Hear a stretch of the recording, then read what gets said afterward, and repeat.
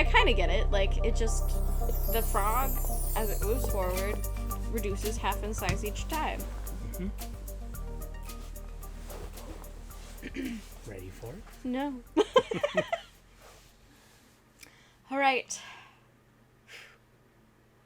Hey guys, welcome back to Telltale. I'm Emily. I'm Greg. And today we're doing another Philip K. Dick, another little Dick story. Yes, this is number 21 in our journey through Philip K. Dick. And it is the Indefatigable?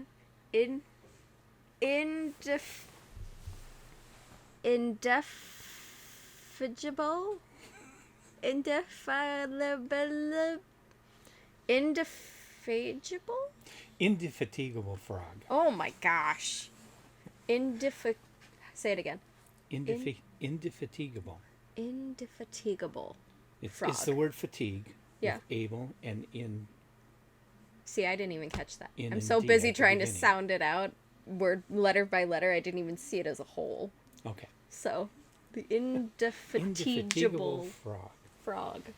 The frog. Can you tell us what it was about? Yes. So there are these two professors. One is a logic professor and the other is a math professor. Mm-hmm. And they keep having an argument about, what is his name? It starts with a Z. Zoram? Oh man, I don't remember what Yeah. the name was. There's this theory that a frog, the question is, will a frog, if it reduces half in size going down this tube each time it goes, will it actually reach the end of the tube or not? Mm-hmm. So it's a math problem. Because as you get smaller, the bigger the distance is for you to move towards the end destination. Mm-hmm. And, sorry, my insulin pump is yelling at me for reasons that are myriad and complex. Oh, it's just being dramatic. Never mind, it's fine. Anyway. Okay. So the whole thing is, like, will this frog, if it keeps reducing in size and the gap between the end and the frog continues to grow because it's reducing in size, will it actually meet the end of the tunnel and Right. come out normal again? Mm-hmm. And so these two guys keep arguing about it, and finally the dean's like, why don't you guys just finally do the experiment? Mm-hmm. Why don't you build the tube and actually put the frog in it and see if it actually will make it to the end or not? Yep. So the guys are like, all right, we'll do it. So basically the school throws all their money at this project. And for a few months or something, they build this tube. And then while they're there, they decide to test it. They're like, we think it's at a good point where it's going to be tested. So they put a frog in it and watch it go, and it hops and gets smaller and smaller until they can't see it anymore. Mm-hmm. And so the guy who's the mathematician's like, yeah, he's not coming out of there. There's no way. There's no way he's ever going to get out of that thing. And the other professor's like, no, how do you know that maybe you broke it. Maybe the thing isn't working. Are you sure the mathematics are correct? Like, let's check it. And so the logic guy goes into the tube. And the math guy's like, ha-ha, I've trapped you. Slams the door on him. So he's stuck in this tube and he's like, we'll see if you ever get out of that tube then. Because he's just real mad about it. And, you know how academics are. They're bitter, passionate people. Like to potentially harm others, I guess. That's normal. Anyway, so the other professor just kind of goes on with life as usual, saying the frog never made it. The other professor was so ashamed he's gone and hidden himself away from society for a while. And should I spoil it or not? Yeah, go for it. Okay. Spoiler alert. You kind of get a POV also intermittently of the logic professor working his way through this tube. But eventually what happens is, as they start getting to like the molecular level size, this professor realizes he's just going to he falls through the crack in the tube that no one would have noticed in any, if you were at a normal size. But because he's at the molecular size now, he falls through a crack and ends up coming out of the tube. And then he realizes the frog did the same thing. The frog is now out. And so they both go and meet the other professor during the middle of one of his lectures, and he says, the experiment is imperfect. We need to find a different material for the tube because I fell through a crack and never made it to the end. Mm-hmm. Because I was so small, I couldn't even jump to the end. Mm-hmm. So that's kind of where it concludes. Where Mm-hmm. this other professor is also really embarrassed that the guy came back, and now he has to deal with that.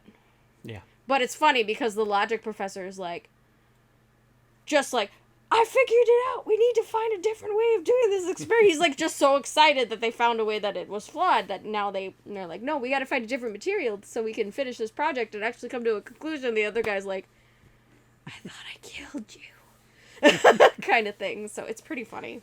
Uh-huh. It's a great humor Is. one. And I wouldn't call this a top tale, but it is No. a really, really good tale. It is fun. Because it is math and physics. Mm-hmm. Okay. It's kind of a fairy tale of math and Mm-hmm. physics, really, when you come right down to it. And first of all, the math behind the experiment is calculus. The closer you get to zero, the closer you get to zero in calculus, because you can have an infinite sequence of fractions, Mm-hmm. you never actually reach zero. Mm-hmm. And that's what they're saying. You can never actually reach the end because the distance you're moving and your size is reducing by a fraction with every movement. So you get closer and closer and closer, but you'll never reach it mathematically. Yes. But then the physics kicks in Mm-hmm. that when you get to a certain size, Mm-hmm. you're in the particle world. Now you're going to be falling through the particles because you're too small for this tube to contain you anymore. Yes. Yes. What Philip Dick didn't do is he could have gone further into quantum mechanics, Mm-hmm. where the determination of the outcome depends on the observer. Mm-hmm. Yes. Well, and I think it was really interesting in art too. Like, my first realization that these kinds of things happen was in science class, we were putting all the colors of a light together and it made white. Mm-hmm. But in art, all the colors together make black. Mm-hmm. They don't make white. So I thought that was my first perception of, oh, things can be true in one genre, but untrue in another. Yeah. And it just depends on the context in which what the end result is going to be. Mm-hmm. So this was kind of fun because it reminded me of when I learned that for the very first time, that yes, things can be true in one context but untrue in another. Yeah. Postmodernism, yay! No, but yeah, it's an interesting and fun story. Yeah, it's definitely for the math and science geeks. I'm not even a math and science geek, and I still found it pretty entertaining. Yeah. Because it does a really good job of describing things as they go along. So Mm-hmm. especially because you do get the perspective of the professor who's in the tube experiencing it himself. So that, at first I was kind of like caught in the dark about how it would really happen. But then when you kind of get it explained as the professor is going through the process himself and experiencing it, it was really well done to kind of explain the concept. Yeah. And I enjoyed it because that was given to me. Yeah, and this is the kind of story where a really good writer can take complicated scientific and mathematic ideas and put them into a form where anybody can get it. Mm-hmm. Yep. And we need more of that. Yes, definitely. This made a concept that seemed pretty foreign and outside of my expertise very approachable. Mm-hmm. It's like story problems in math. I always understood those a lot better. And geometry, because I could see when I was wrong, or I could see what the end result was supposed to be versus what I got. So things that are much more like applicable, like that make it more applicable and describe it better like this is a perfect way to educate people. Yeah. So yeah, it was like a story problem. Mm-hmm. But it was fun. Mm-hmm. So it was And good. kind of funny. Yeah. And there was funny. murder. Sort of. Attempted murder. That apparently is just glazed over now and everyone's fine. Yeah. Anyway. But yeah. Though it never explains how they grow back to full size. It's because they leave the experiment. That's what I was explained. It's all the mathematics are contained to the tube.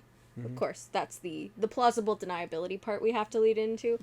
Is that when you leave the tube, you're no longer part of the experiment, and therefore it doesn't apply to you anymore. So once he fell out of the tube and hit the floor, or it was in the process of hitting the floor, he was no longer part of the experiment, and therefore grew to normal size again.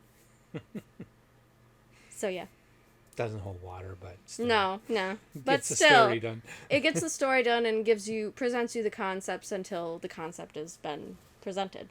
Mm-hmm. And then the story's over. Mm-hmm. So that's really all there is to it. It's very different for Philip K. Dick, even though we've read a lot of very different Philip K. Dick stories. This one's different from the rest. Yeah. This one definitely takes like applied science. Yeah. And it doesn't, there's no robots in it. Yeah. Amazingly. Yeah. And there's no messing with your head reality type stuff. It's very different for a Philip K. Dick story. Yeah. It's a fun one though. So I do recommend it, but I'm with you. I don't think it's necessarily a top tale. No, it's too small. Yeah. And it's like a Grimm's fairy tale. But it's fun. So enjoy it. And tell us what you thought about it. Took me all of like 15 minutes maybe to read this one. It's another really short one. Yeah, it's short. So, go find it and enjoy it. It's great. Okay, so that's all we got for this. Yeah. For this one, our next Philip K. Dick, this was number 21, I believe.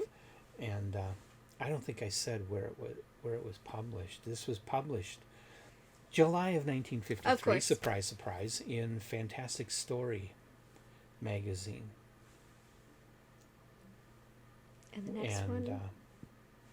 The next one will be Out in the Garden, which is August 1958. Oh my gosh, we made it out of July! We got out of July finally. Yay! And this was in fantasy fiction for August 1953. It's more of a fantasy story. It's really good. I'm gonna love it, I'm sure. I think you'll really like it. Okay. It has a garden in it. Of course I'm going to love it. Well, and it's very different for Philip K. Dick. And even from this different and that different and the other different. Well, because it has sex. Sex, drugs, and rock and roll?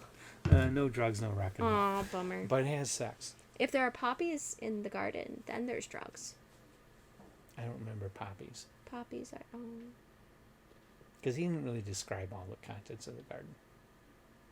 Lame. It's just no, I hate it. No, I hate it before I even read. No, I'm kidding. Okay. Well, thanks, guys, for joining us. There's a duck. Oh, a duck? There's a duck. That's exciting. Yeah, it's a story that I think contemporary readers will really, really love if they try reading it. Out in the garden. Don't spoil too much then. Okay. I'm ready. I want to read Okay. it. All right. Thanks for joining us, guys. So come back next time. And we'll talk about the duck in the garden. Yeah. And whether there were poppies or not. To the same book channel. Yep. At the same book time. We'll see you next time, guys. Thanks for joining us.